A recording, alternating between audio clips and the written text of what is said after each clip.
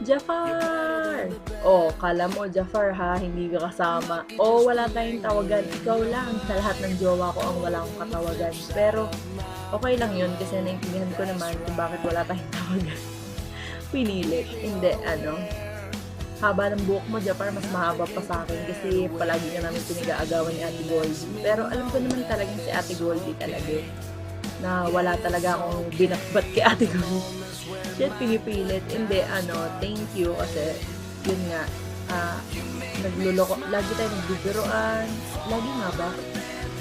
Madalang, pero wala lang. Nararamdaman ko kasi mabait ka naman at saka basta magka-text tayo, di ba? Lagi, dati magka-text tayo, tapos PM stuff, ganun. Basta, sobrang salamat, Jack, at nag-e-exist ka. Kasi kung hindi ka nag-e-exist, paano kami mag-aagawan ni Ate Goldie, di ba?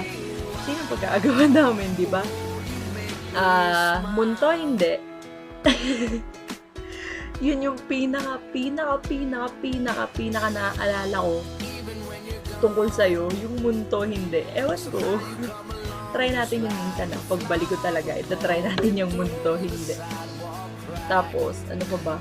Wala, yun lang. Salamat, Jack. Merry Christmas. I love you, Mama Chup. Alam ko, tatapatan ni Ate Gold itong ginawa ko, pero hayaan mo na siya. Enjoy the moment while it lasts. Tama ba? Tama ba yung English ko? Shit. Ayoko na, hindi ako mag-English. Last ko na yun.